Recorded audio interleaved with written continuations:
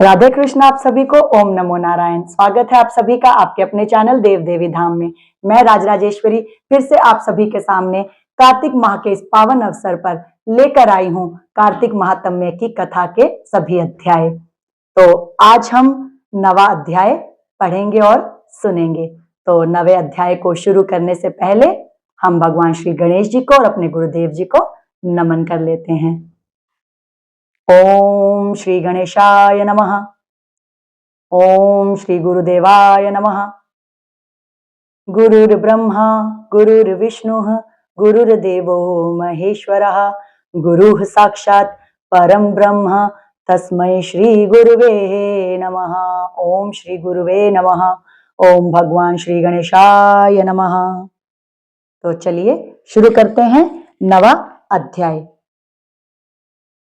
जैसा कि 8वें अध्याय में हमने सुना था कि किस प्रकार से भगवान श्री विष्णु जी उपाय लगा रहे हैं जलंधर को हरवाने के लिए, यानी कि उसका वध करवाने के लिए शिव जी के हाथों। तो उस उपाय के लिए उन्हें एक ही बात सूझती है कि किस प्रकार से वृंदा को पतिव्रत धर्म से डोलने के लिए वह मजबूर करें।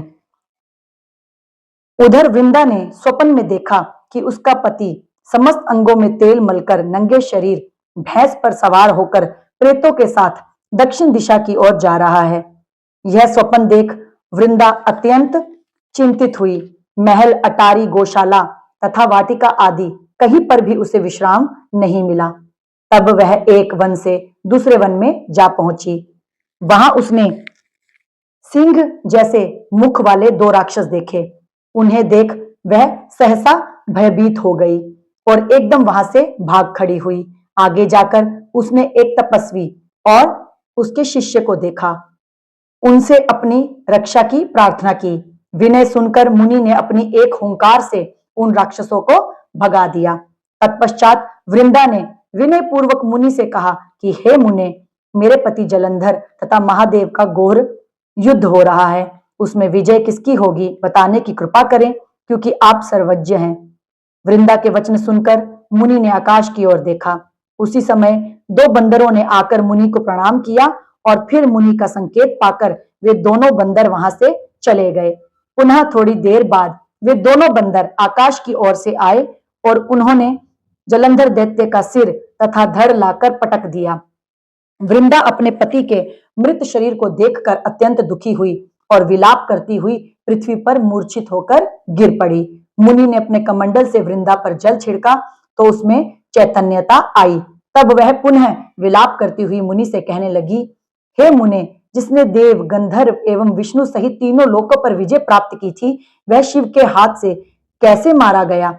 आप सामर्थ्यवान हैं, अतएव किसी प्रकार मेरे पति को फिर जीवित कर दीजिए। तब मुनि कहने लगे, हे भद्रे, शिवजी के हाथ से मारे हुए को जीवित करना असंभव है, परंतु फिर भी हम तुम पर कृपा करके इसको जीवित किए देते हैं। इतना कहकर मुनि अंतर्ध्यान हो गए और जलंधर जीवित हो वृंदा के साथ प्रेमालाप करता हुआ आलिंगनबद्ध हो गया। वृंदा भी अपने पति के वेश में विष्णु के साथ उस वन में रमन करती रही, परंतु एक दिन मैथुन के पश्चात अपने पति के वेश में विष्णु को देखकर अत्यंत क्रोधित हुई और बोली कि तुमने मेरा पतिव्रत धर्म भंग किया है, इसलिए मैं तुम्हें शाप देती हूँ। निश्चय ही वह कपट मुनि तुम ही थे और तुमने माया द्वारा जो 2 राक्षस बनाए थे, कालांतर में वे दोनों तुम्हारी स्त्री का अपहरण करेंगे और जो तुम्हारा शिष्य था वही बंदर रूप धरकर तुम्हारी सहायता करेगा। फिर कहा कि तुम इसी समय शिला पत्थर हो जाओ। अब जैसे ही इधर विष्णु जी सोचते हैं कि किस प्रकार से वृंदा का पतिव्रत धर्म तोड़ा जाए, तो उधर उपाय के तहत विष्णु जी अपना माया जाल रचते हैं। तो माया जाल में क्या होता है कि वृंदा को एक बुरा सपना आता है और बुरा सपने में वो देखती है कि उसका पति भैंस के ऊपर सवार होकर अपने शरीर पे तेल की मालिश कर जा रहा होता है दक्षिण दिशा की ओर। और यह बुरा सपना देखकर वृंदा को बहुत ही चिंता होती है। अब चिंता होती है तो उसको कहीं पे भी चैन नहीं आ रहा होता, वो एक बड़ी व्याकुल होती है। तो कभी महल पर, कभी अटारी पर जाती है, कभी गौशाला जाती है, कभी वाटिका आदि में, कहीं पे भी उसको मतलब आराम नहीं आ रहा था, उसका मन बड़ा विचलित हो रहा था। तब फिर वो एक वन से दूसरे वन में चली जाती है। अब जैसे वो वन में जाती है तो वहां पर वो सिंह जैसे मुख वाले दो राक्षस देखती है, यानी कि शेर के जैसे मुख वाले दो राक्षसों को वो देखती है। अब उनको देख करके वो डर जाती हैं और वहां से भाग जाती हैं। अब जैसे ही वो भाग रही होती हैं तो रास्ते में उन्हें एक तपस्वी और उसके एक शिष्य मिलते हैं। अब उन दोनों को देख करके अपने प्राणों की रक्षा के लिए वो उनसे प्रार्थना करती है कि हे तपस्वी, आप मेरी रक्षा कीजिए, इन राक्षसों से मेरी रक्षा कीजिए। अब जो वो तपस्वी हैं उनकी विनय सुनकर उनकी रक्षा करते हैं और उन अपनी एक हुंकार से ही राक्षसों को वहां से भगा देते हैं वो तपस्वी।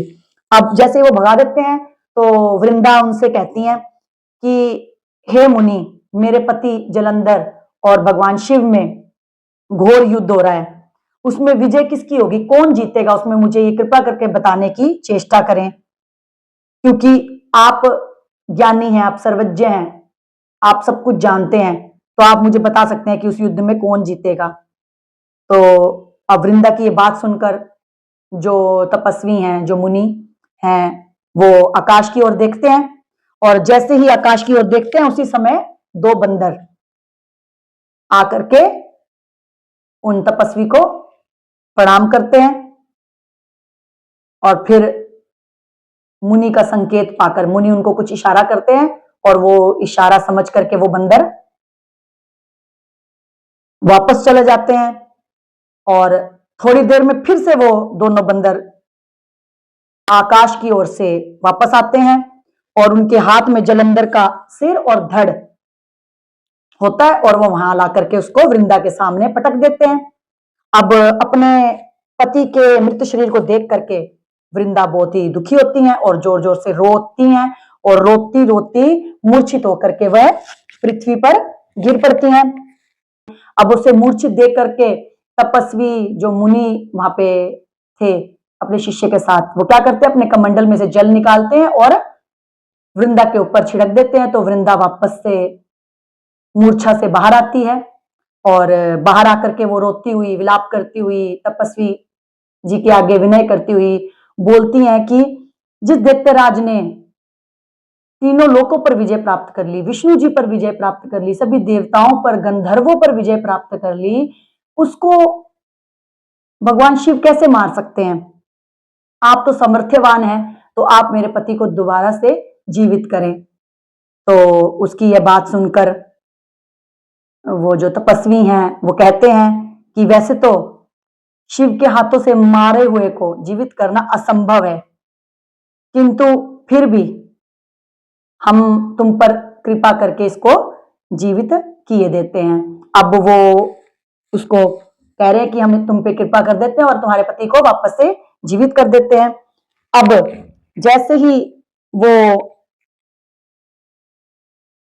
ये बोलते हैं, ये बोल करके वो वहां से अंतर ध्यान हो जाते हैं, चले जाते हैं और इतने में ही उनका वृंदा का पति जलंधर जो है वो स्वयं से उठ करके खड़ा हो जाता है, यानी कि पुनः जीवित हो जाता है। अब वृंदा ये देख करके बड़ी प्रसन्न होती है और उनसे गले मिलती है, उनका आलिंगन करती है और आलिंगन करती है। अब जिनका वो आलिंगन कर रही थी अपने पति के रूप में, वो असल में विष्णु जी का माया जाल होता है और विष्णु जी ही उसके पति का रूप धारण करके यानी कि जलंधर के रूप में वहां पर होते हैं।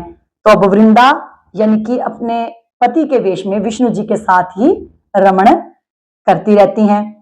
लेकिन एक दिन उन्हें यह भेद पता लग जाता है कि विष्णु जी ने माया जाल रचा हुआ है और वो मेरे पति के भेष में मेरे पास रह रहे हैं और मेरा पतिव्रत धर्म विष्णु जी ने भंग कर दिया है। तो यह देख करके वो बहुत ही क्रोधित होती हैं और अपना पति व्रत भंग करने के लिए विष्णु जी को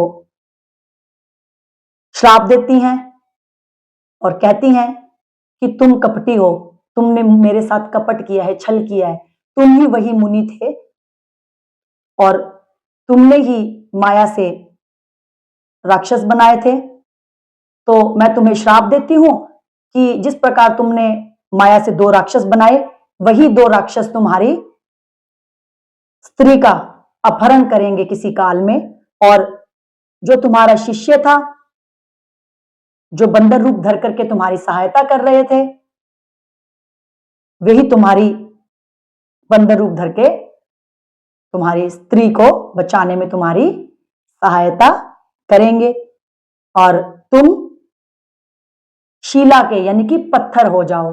तो जब वृंदा ये विष्णु जी को श्राप दे देती हैं कि तुम पत्थर हो जाओ, अब आगे नारद जी इस कथा को बता रहे हैं। नारद जी बोले कि हे राजा पृथु, भगवान विष्णु ने देवताओं तथा अपने भक्तों की मनोरथ सिद्धि के लिए यद्यपि पतिव्रता वृंदा का शील भंग किया, तथापि मन ही मन वे अत्यंत दुखी हुए और बोले, हे वृंदे, तुम्हारे श्राप को ग्रहण करते हुए मैं अवश्य शीला रूप हो जाऊंगा, परंतु तुम भी वृक्ष रूप होकर मुझको प्राप्त होगी। उसी समय वृंदा अपने पति के चरणों का ध्यान करके विष्णु के मना करने पर भी अग्नि में प्रवेश कर गई, और विष्णु वृंदा का स्मरण करके उसकी चिता भस्म में लौटने लगे। अब कहते हैं कि जैसे ही वे श्राप देती है कि तुम पत्थर के हो जाओ, तो उस श्राप को विष्णु जी स्वीकार कर लेते हैं, क्योंकि कहीं ना कहीं विष्णु जी ने जब उनका प्रतिव्रत भंग किया तो विष्णु जी बहुत हृदय में दुखी थे, क्योंकि वह विष्णु जी की भक्त थी और बहुत बड़ी भक्त थी विष्णु जी की। तो विष्णु जी को बड़ा दुख होता है कि मैंने अपने एक भक्त का पतिव्रत भंग किया, तो वो खुशी खुशी वृंदा के दिए हुए श्राप को ग्रहण कर लेते हैं, और साथ ही यह भी कहते हैं कि तुम्हारे श्राप को ग्रहण कर मैं अवश्य ही पत्थर हो जाऊंगा, किंतु तुम भी वृक्ष रूप में मुझे प्राप्त होगी। तो तभी से वृंदा तुलसी के वृक्ष का रूप ले लेती हैं, और इसीलिए भगवान श्री हरि को तुलसी अर्पित की जाती है। और कहते हैं उसी समय वृंदा अपने पति जलंधर के चरणों का स्मरण कर वहीं सती हो जाती है, स्वयं को अग्नि में प्रवेश करवा करके वो भस्म कर लेती हैं। तो जैसे ही वो भस्म हो जाती हैं, तो जो उनकी चिता की भस्म होती है, विष्णु जी वृंदा को याद करके उस भस्म में ही लोटपोट होने लग जाते हैं। आगे नारद जी कहते हैं, हे राजा पृथु, उधर युद्ध क्षेत्र में जलंधर दैत्य ने शिव जी को अति बलवान समझकर राक्षसी माया द्वारा पार्वती बनाई और उन्हें मारने लगा। उसकी माया को देखकर शिव जी नीचे को मुख करके बैठ गए। यही उचित अवसर जान जलंधर ने शिव जी पर अनेक बाणों से प्रहार किया। अब कहते हैं इधर तो वृंदा भस्म हो गई, और अब उधर युद्ध क्षेत्र में क्या हो रहा है कि जलंधर ने शिव जी को बहुत बलवान समझकर उनके सामने फिर से राक्षसी माया रची और माया द्वारा पार्वती जी बनाई और उन्हें मारने लगा।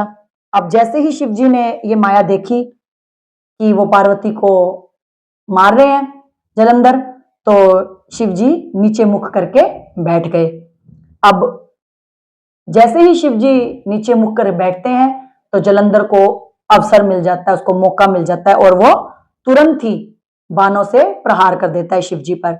इस प्रकार शिव जी को संकटग्रस्त देखकर भगवान विष्णु जी तत्काल वहां आए और उन्होंने राक्षसी माया का शिव जी को बोध कराया। तब सचेत होकर शिव जी ने अत्यंत वेग से दैत्यों पर भयंकर बाण वर्षा प्रारंभ कर दी, जिससे भयभीत होकर शुंभ और निशुंभ भी युद्ध क्षेत्र से भाग खड़े हुए।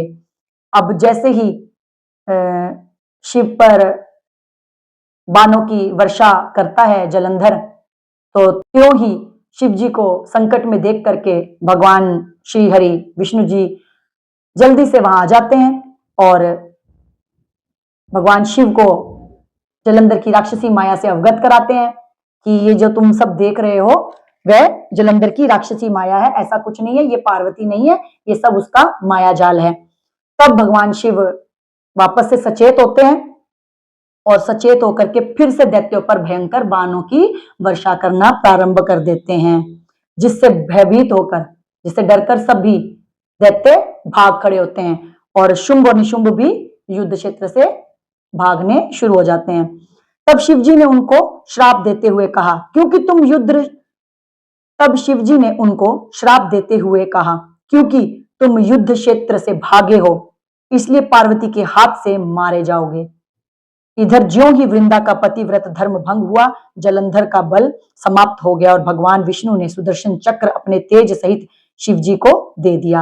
अब कहते हैं, जैसे ही शुंभ और निशुंभ युद्ध क्षेत्र को छोड़कर भागने लगते हैं, तो भगवान शिव उन्हें श्राप देते हैं कि क्योंकि तुम दोनों युद्ध क्षेत्र छोड़ करके भाग रहे हो, तो इसीलिए तुम्हारा जो वध है वो पार्वती ही करेंगी, तो तुम पार्वती के हाथों ही मारे जाओगे। अब इधर भगवान शिव शुंभ निशुंभ को ये श्राप देते हैं और उधर जैसे ही वृंदा का पतिव्रत धर्म भंग होता है, विष्णु जी द्वारा भंग किया जाता है, तो उधर जलंधर की भी सारी शक्ति और बल समाप्त हो जाता है। और क्योंकि भगवान श्री हरि को तो ये सब पता ही होता है, क्योंकि करने वाले ही वे स्वयं थे, तो उसके बाद भगवान श्री हरि अपना सुदर्शन चक्र जो है तेज सहित अपने भगवान शिव को प्रदान करते हैं।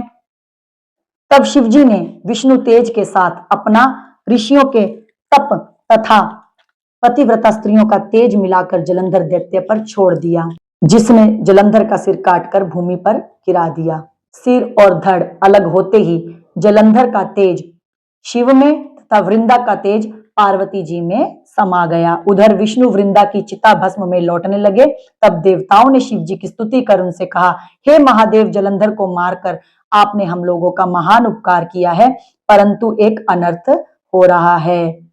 अब जैसे ही भगवान श्री हरि अपने सुदर्शन चक्र को अपने तेज के साथ, अपनी सभी शक्तियों के साथ भगवान शिव को सौंपते हैं, तो भगवान शिव जी विष्णु जी के उस तेज को, सुदर्शन चक्र को अपने त्रिशूल के साथ मिला करके और भी ऋषियों के तप को और पतिव्रता स्त्रियों के तेज को मिला करके अपने त्रिशूल को जलंधर दैत्य पर छोड़ देते हैं, जिससे जलंधर का सिर कट करके पृथ्वी पर गिर जाता है।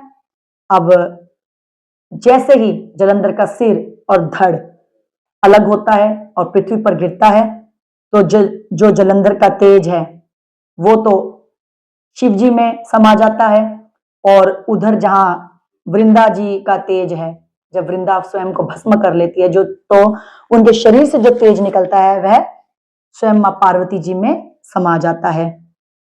अब उधर विष्णु जी वृंदा की चिता भस्म में लौट रहे थे, तभी देवता सभी विष्णु जी की स्थिति देख करके शिव जी के पास आते हैं, उनकी स्तुति करते हैं और उनको बहुत धन्यवाद करते हैं कि जलंधर को आपने मार दिया और हमारी रक्षा की, और आपने हम पे बहुत ही उपकार किया है, परंतु एक अनर्थ हो रहा है। और वो अनर्थ क्या हो रहा है? वृंदा के पतिव्रत धर्म से मोहित होकर भगवान विष्णु निरंतर उसकी चिता भस्म पर लौट रहे हैं, अतएव कृपा करके इसके लिए भी कुछ यत्न कीजिए। तब शिवजी बोले, हे देवताओं, तुम सब भगवान की योग माया की शरण में जाओ, वही इस संकट को हरेगी। अब इधर भगवान विष्णु जी वृंदा की याद में, उनको स्मरण करके उनकी चिता की भस्म में लौट रहे होते हैं, मतलब वो कुछ ऐसे पागलों की तरह हो जाते हैं। तो सभी देवताओं को चिंता होती है और वो भगवान शिव से प्रार्थना करते हैं कि कुछ तो किया जाए कि भगवान श्री हरि ठीक हो जाएं, वापस से सचेत हो जाएं, क्योंकि अभी वो बिल्कुल वृंदा की याद में चिता की भस्म में लौट रहे हैं, तो यह सब ठीक नहीं है और वो अपनी सुध बुद्ध खो बैठे हैं। तब भगवान शिव सभी देवी देवताओं को कहते हैं कि अब जो भी कर सकती हैं वह भगवान की योग माया ही कर सकती हैं, इसलिए आप सभी योग माया की शरण में जाओ वही इस संकट को टालेंगी। तब समस्त देवता योग माया की शरण में जाकर के स्तुति करते हुए बोले, हे देवी, आप संपूर्ण जगत की उत्पत्ति, पालन तथा नाश करने वाली हैं। सतोगुण, रजोगुण तथा तमोगुण आपसे ही उत्पन्न हुए हैं। आपकी माया को स्वयं ब्रह्मा जी भी नहीं जानते हैं। ऐसी देवी को हमारा नमस्कार है। जिसके भक्तगण अनादर तथा मोह को प्राप्त नहीं होते, ऐसी मूल प्रकृति को हमारा नमस्कार है। उस समय देवताओं ने एक तेज देखा और आकाशवाणी सुनी कि रजोगुण, सतोगुण और तमोगुण रूप गौरी, लक्ष्मी और सरस्वती मैं ही हूं। इन्हीं तीनों रूपों से तुम्हारी कार्य सिद्धि होगी, अतएव तुम उन्हीं की आराधना करो। फिर उन तीनों देवियों ने प्रकट होकर 3 बीज देते हुए कहा कि इन 3 बीजों को जहां पर विष्णु हैं बोकर अपना कार्य सिद्ध करो। देवताओं ने तीनों बीज ले जाकर जहां वृंदा की चिता में विष्णु लौट रहे थे, जाकर बो दिए। उन तीनों बीजों से 3 वृक्ष उत्पन्न हुए। रजोगुण सरस्वती से आंवला, तमोगुण गौरी से तुलसी और सतोगुण लक्ष्मी से मालती हुई। अब क्या बताते हैं कि जैसे ही भगवान शिव कहते हैं कि तुम योग माया के पास जाओ और उनसे इस संकट को हरने की प्रार्थना करो, तब सभी देवता योग माया जी के पास जाते हैं, उनकी शरण में जाते हैं और उनकी स्तुति करते हुए उनको विनती करते हैं कि हमारी रक्षा कीजिए और आपके भक्तगणों का और आपके प्रियजनों का सहारा बनिए। अब सभी देवता योग माया जी के पास पहुंचते हैं और उनसे विनती करते हैं, उनकी स्तुति करते हैं और उनसे अपनी रक्षा की गुहार लगाते हैं और भगवान श्री विष्णु जी की सहायता के लिए उनसे प्रार्थना करते हैं। तो उसी समय सभी देवताओं को एक तेज दिखता है, एक रोशनी दिखती है अत्यंत तेज, और आकाशवाणी होती है और आकाशवाणी यह बोलती है कि रजोगुण, सतोगुण और तमोगुण रूप की गौरी, लक्ष्मी और सरस्वती ये तीनों देवियां मैं ही हूं और इन तीनों रूपों से ही तुम्हारी कार्य सिद्धि होगी। तो फिर अब जब ये सुनते हैं सभी, तो फिर देवता लोग कहते हैं योग माया जी को कि क्या करें। अब योग माया जी कहती हैं कि तुम इन तीनों देवियों की आराधना करो। और फिर जैसे ही सभी देवता उन तीनों देवियों की आराधना करते हैं, तो वो तीनों देवियां प्रकट होकर के 3 बीज देती हैं और बीज देकर के कहती हैं कि जाओ, इस बीज को लेकर वहां जाओ जहां विष्णु जी वृंदा की चिता भस्म में लौट रहे हैं और उस चिता भस्म में जाकर के इन बीजों को बो दीजिए। अब जैसे ही देवता यह आदेश पाते हैं मां से, तो जाते हैं सभी देवता, वह तीनों बीज लेकर के जाते हैं और जाते हैं जहां वृंदा की चिता की भस्म में विष्णु जी लौट रहे होते हैं। तो वहां जाकर के उन तीनों जो है बीजों को वो बो देते हैं। अब उन तीनों बीजों से एक एक वृक्ष उत्पन्न होता है। तो कौन से वृक्ष उत्पन्न होते हैं? रजोगुण सरस्वती, यानी कि जो गुण सरस्वती जी का है रजोगुण, उससे तो प्रकट होता है आंवला का वृक्ष। और फिर मां गौरी के तमोगुण से दिया हुआ बीज जो है वो तुलसी के रूप में प्रकट होता है। और जो सतोगुण है मां लक्ष्मी जी का, उनसे मालती का जो है वृक्ष उत्पन्न होता है। अब श्री लक्ष्मी जी ने अपना बीज ईर्ष्या युक्त होकर दिया था, इसलिए मालती भगवान की पूजा में निंदित तथा आंवला और तुलसी भगवान को अति प्रिय हुई। अब कहते हैं कि जब वह बीज वो तीनों देवियां दे रही थी, तो मां लक्ष्मी जी ने जो वो बीज दिया था, तो वो बीज एक ईर्ष्या के भाव से दिया था, जलन के भाव से दिया था। तो इसीलिए भगवान श्री हरि की पूजा अर्चना में जो मालती का फूल है वो प्रयोग में नहीं लाया जाता, यानी कि वो निंदित है, उसे प्रयोग नहीं करते हैं। लेकिन हाँ, मां गौरी और मां सरस्वती द्वारा दिया गया आंवला तथा तुलसी का जो वृक्ष उत्पन्न होता है वह भगवान श्री हरि को अत्यंत प्रिय हुआ। इस प्रकार वृंदा ने वृक्ष रूप हो भगवान शालिग्राम से संयोग किया। इसी कारण कार्तिक के उद्यापन में भगवान की पूजा तुलसी के मूल में होती है। अब कहते हैं इसी प्रकार से वृंदा ने वृक्ष रूप लिया और भगवान के शालिग्राम रूप के साथ संयोग किया। अब शालिग्राम रूप क्यों? क्योंकि शालिग्राम भी एक शिला है, एक पत्थर है, और क्योंकि वृंदा जी ने भगवान श्री विष्णु जी को श्राप दिया था कि तुम पत्थर हो जाओ, तो भगवान श्री विष्णु जी ने, और क्योंकि वृंदा ने भगवान श्री हरि को श्राप दिया था कि तुम पत्थर हो जाओ, शिला हो जाओ, तो तभी विष्णु जी ने उस श्राप को स्वीकार करते हुए शालिग्राम का रूप धरा था। इसीलिए वृंदा जी की यानी कि तुलसी जी को शालिग्राम के साथ उनका विवाह करवाया जाता है कार्तिक के माह में। और इसी कारण कार्तिक के माह के उद्यापन के दौरान भगवान की पूजा में तुलसी के उपयोग की महत्वता और भी अधिक हो जाती है। इसीलिए कार्तिक के महीने में जब भी समापन होता है तो तुलसी के मूल में हम पूजा करते हैं भगवान शालिग्राम की। अब नारद जी कहते हैं कि हे राजा पृथु, जिस घर में तुलसी का वृक्ष होता है उसमें यमदूत कभी नहीं जाते। नर्मदा तथा गंगा जल और तुलसी का पूजन, ये तीनों कार्य समान है। मनुष्य चाहे कितना ही पापी क्यों ना हो, जिसके प्राण मंजरी सहित निकलते हैं वह पाप मुक्त होकर सीधा वैकुंठ को प्राप्त होता है। अब नारद जी राजा पृथु को बता रहे हैं कि जिस घर में तुलसी का वृक्ष होता है वहां पे कभी भी यमदूत नहीं आते, और नर्मदा तथा गंगा जल की अगर हम पूजा कर लें और इधर एक हम तुलसी की पूजा कर लें तो दोनों ही एक समान हैं। यानी कि नर्मदा जी और गंगा जी की जैसे हम पूजा करते हैं और अगर तुलसी जी की पूजा कर लें तो तीनों का फल एक समान हमें प्राप्त होता है। और मनुष्य चाहे कितने भी बड़े से बड़े पाप कर ले,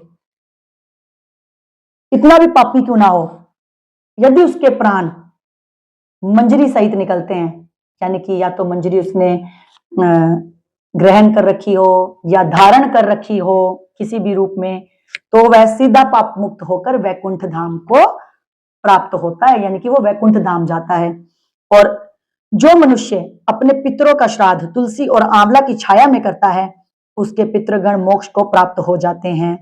कहते हैं नारद जी बता रहे हैं राजा पृथु को कि जो भी मनुष्य आंवला के वृक्ष के तले या फिर तुलसी के वृक्ष के तले अपने पितरों का श्राद्ध करता है तो उसके पितृगण भी मोक्ष को प्राप्त हो जाते हैं। और जो मनुष्य मंजरी युक्त तुलसी दल तथा आंवले का फल मुख में रखता है वह साक्षात विष्णु के समान है। और कहते हैं कि जो भी मनुष्य मंजरी यानी कि तुलसी के बीजों को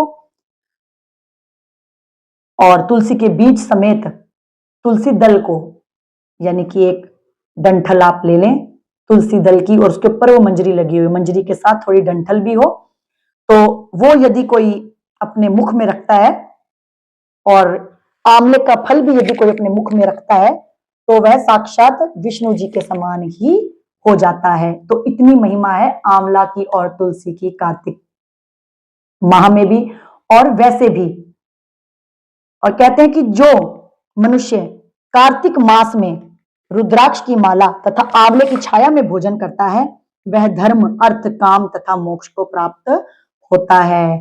अब जो है नारद जी वो यह भी बता रहे हैं कि जो भी मनुष्य अगर कार्तिक के महीने में रुद्राक्ष की माला या फिर आंवला की छाया में आंवला के वृक्ष के तले बैठ करके भोजन करता है तो उसको धर्म अर्थ काम तथा मोक्ष सभी प्रकार के सुख प्राप्त होते हैं।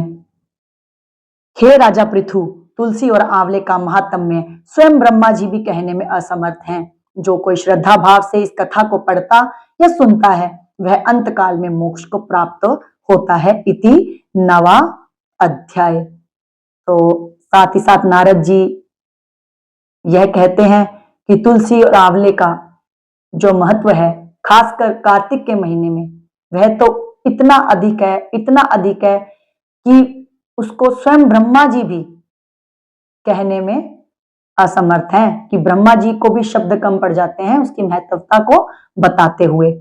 और जो कोई भी श्रद्धा भाव से यदि इस अध्याय को पढ़ता है, इस कथा को पढ़ता है, इस अध्याय को सुनता है या पढ़ता है, वो अंतकाल में मोक्ष को प्राप्त होता है। तो इसी के साथ नवा अध्याय पूर्ण होता है। आगे और अध्याय सुनने के लिए इसी प्रकार से हमारे चैनल से जुड़े रहिए, हमें लाइक, शेयर और सब्सक्राइब करते रहिए। ओम नमो नारायण, राधे कृष्ण।